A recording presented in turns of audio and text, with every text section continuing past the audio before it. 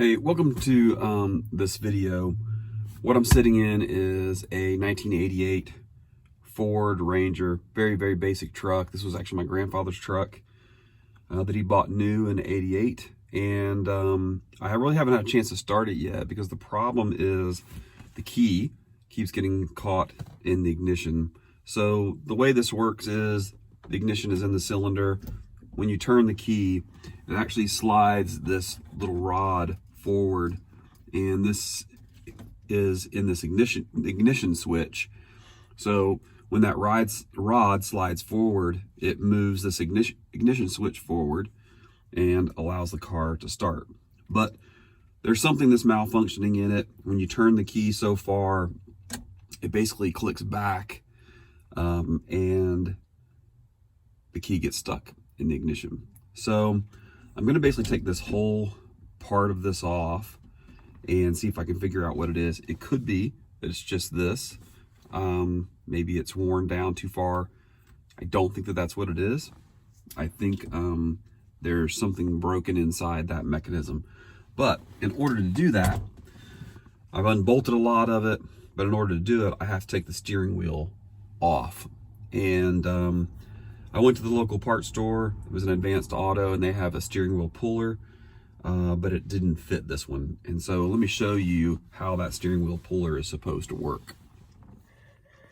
So there's two holes on the side of this part of the steering wheel that's actually put onto this shaft that goes into the side of the steering wheel.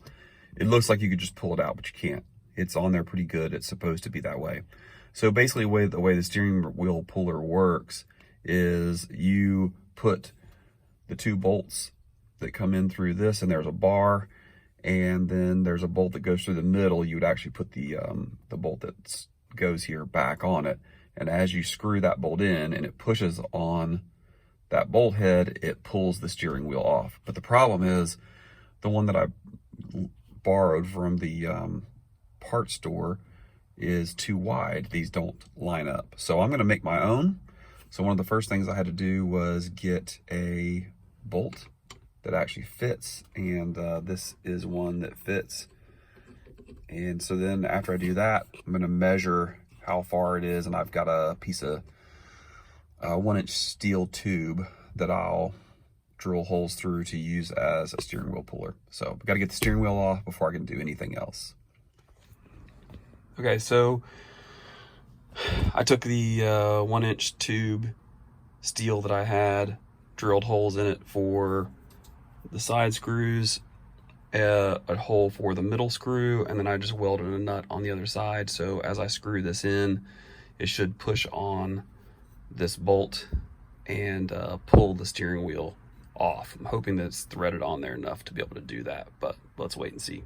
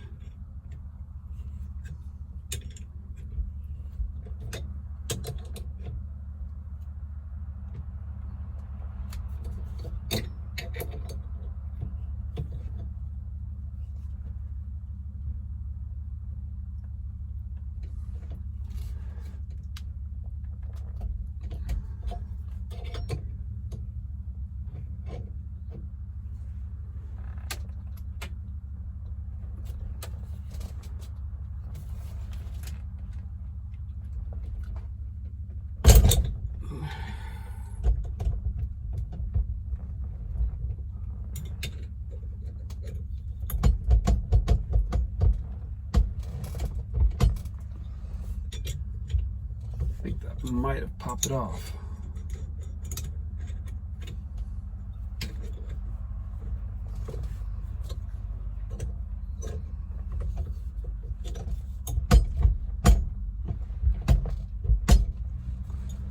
See if it did.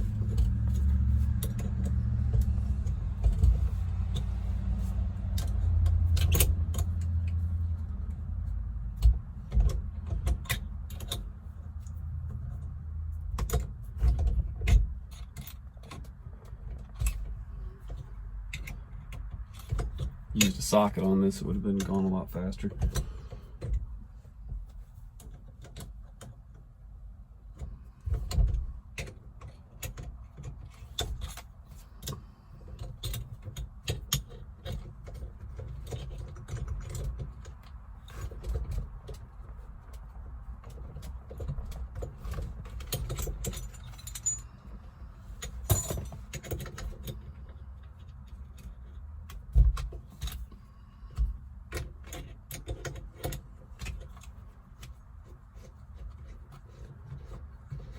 And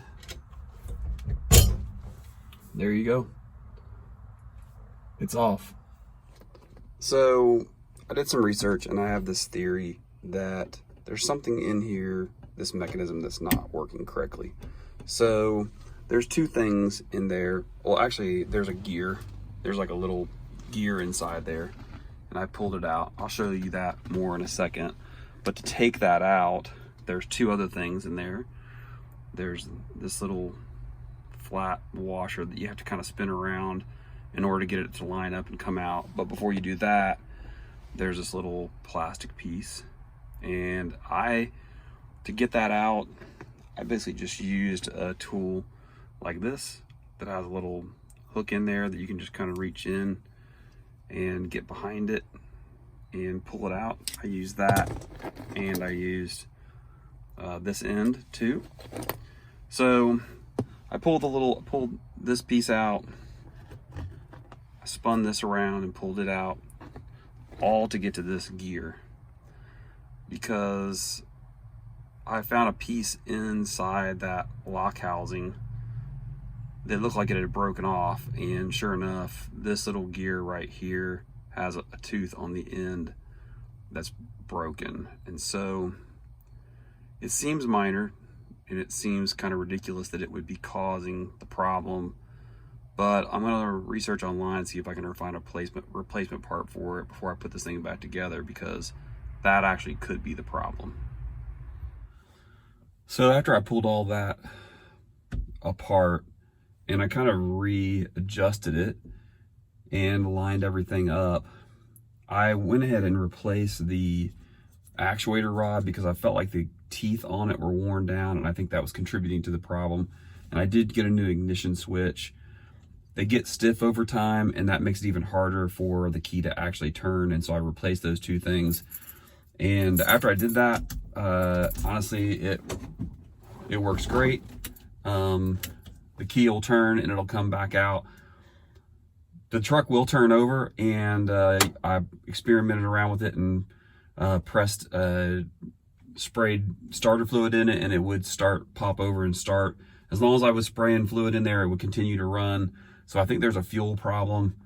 It's probably the fuel pump is bad, or the fuel pump's not getting any power, but the truck does turn over and the key does work and does come out. So at this point, I think I'm just going to button all this back up again. I'm kind of done with that project, and turn my focus towards figuring out what the fuel problem is.